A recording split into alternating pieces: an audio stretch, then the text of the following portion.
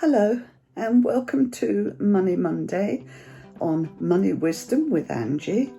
I'm Angie, a retired accountant, part-time YouTuber and proud grandma of a little girl called Isla who brings us joy every time she visits. Today we're tackling a big question that affects many of us. Should you withdraw more from your pension or consider part-time work to boost your income in 2025? I'll be honest with you, I don't qualify for a pension drawdown myself, but I do work part-time creating these YouTube videos.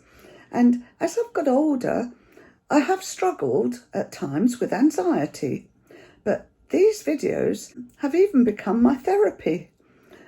They keep my mind occupied and focused, you see, and give me a strong sense of purpose. And today I have some fantastic free checklists and examples in the description below of 2 retirees with different circumstances for you to use and see where your situation might fit in. So, in today's episode, we're not just going to look at the financial numbers. We're going to explore the emotional well-being side too. Let's find out what really pays off in 2025, in your wallet and in your soul. In part 1, I'll explain the 2 main options so you can thoroughly examine them and decide which suits your circumstances best. Option 1 is pensions withdrawals, and here are 4 points to know. 1.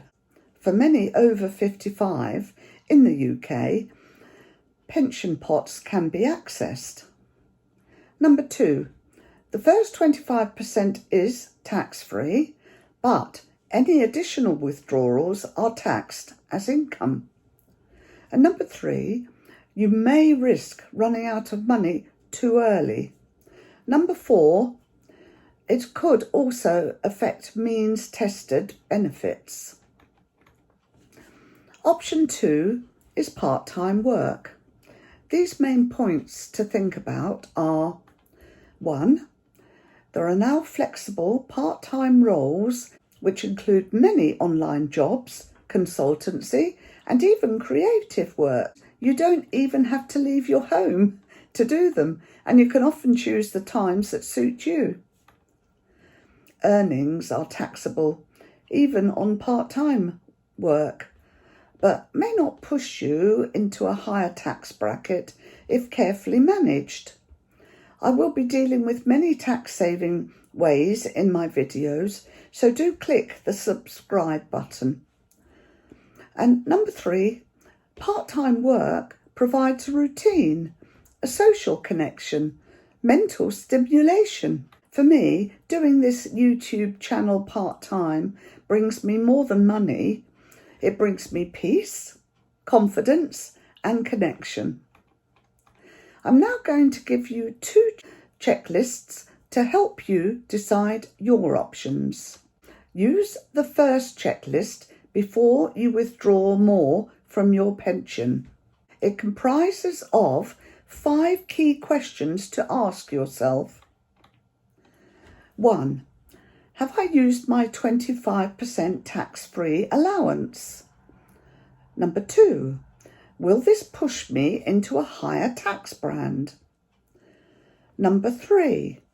Am I preserving enough for my later years, 80s or 90s even? And 4. Will it affect any means-tested benefits? And number 5. Is my pension invested and is now a good time to draw down? Moving on to the second checklist before taking a part-time job, and it too comprises of 5 key questions to ask yourself. Number 1, what's my energy level and availability? Number 2, do I want to work for income or social connection? Number 3, will this income affect tax or pension credit entitlements? Number 4, could I find a flexible role that suits my lifestyle? And number 5, would I enjoy it or feel resentful? In part 2, I want to look at the money maths and which pays more. For this purpose, I've chosen 2 fictitious characters, David and Eleanor, as examples to provide you with 2 free PDF comparison tables for you to download in the description. Here is the first example using David's situation. Let's look at David Miller's semi-retirement options. David Miller is 60 years of age, lives in the UK, has a pension pot value of $150,000 defined contribution, and his desired annual income pre-tax is $15,000 to $20,000. He's in good health, he's got no debts, and he has other savings of £10,000 in an ISA. Now, let's look at Eleanor Vance's semi-retirement options. Eleanor Vance is 68 and also lives in the UK. Her pension pot is $180,000 defined contribution. Her current annual income pre-tax from state pension and small annuity from previous employment. Her desired total annual income before tax is $20,000 to $25,000, and she's in general good health but prefers lighter activities. She's got no mortgage, only minor credit card balances, and she's got £20,000 in a cash ISA for emergencies. These 2 examples show us how to evaluate our own circumstances when deciding whether to take up part-time work or stick with relying solely on our pension, so do download them for your own personal use. They will help you. As I said, I don't want to just look at the monetary side, so moving on to part 3, let's look at the mental and emotional side. I know what it's like to lie awake at 3 o'clock in the morning with thoughts and, yes, worries buzzing around my head like flies. There's that fear of running out of money or feeling like, well, have I lost my purpose? I think these fears are quite natural as we age and our work life has come to or is coming to an end. It affects most people's confidence, and this is where part-time work can help you because it allows you to, number 1, stay mentally sharp. It allows you to meet people and avoid isolation. It allows you to feel more in control, and it occupies your mind. I personally find also that scripting and recording these videos occupies my mind so much that I just haven't got time to worry, and that for me is priceless. Many of us grew up to be cautious, but more than that, I know how I have fallen foul of not factoring in hidden costs when considering projects or diving into the unknown. So part 4 is about looking for any hidden costs when considering each option. With pension withdrawals, these hidden costs can be, number 1, more tax than expected. 2, impact on legacy planning, for example. And 3, early depletion risks, especially if you live to 90 plus. And likewise, looking at part-time work, don't overlook 1, any commuting or equipment costs. 2, how the work might affect your health or stress levels if poorly managed. And 3, whether your future part-time earnings might reduce pension credits or other benefits. Here's a tip. Use the Entitled To free calculator online to check impacts before starting part-time work. And here it is.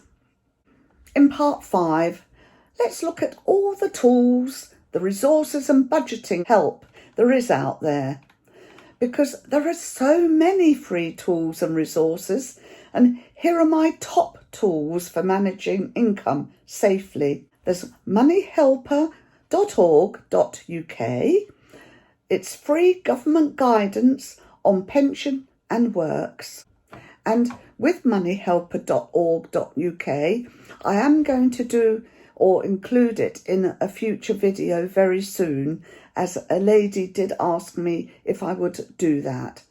Number 2, entitled2.co.uk.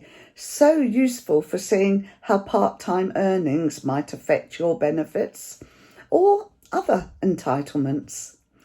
And then ageuk.org.uk.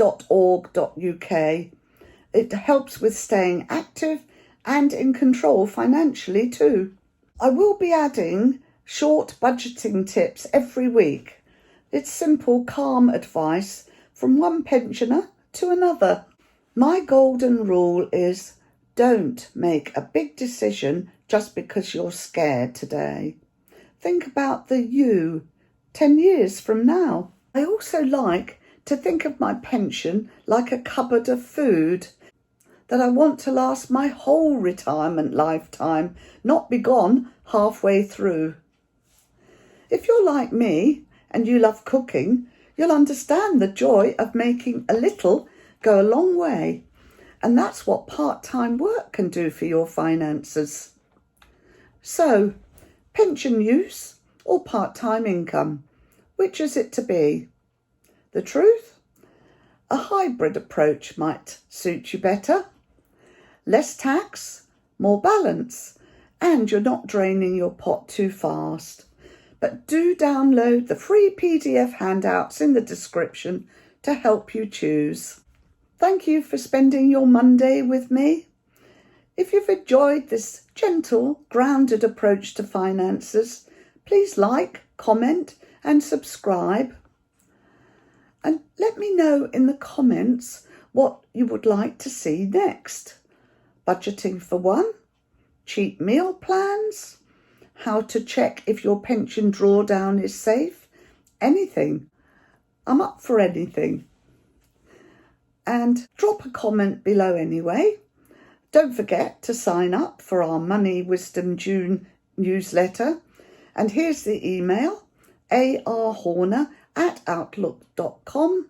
Just write newsletter in the subject line and it'll be winging your way shortly. So from me and Richard, who's off recording for our other channel, Bowles Theory of Everything, and from my lovely granddaughter Isla, who's always in my mind and keeps me smiling, take care of yourself, and I'll see you at the end of the week on Fix It Friday, or next week on Money Monday. Bye for now.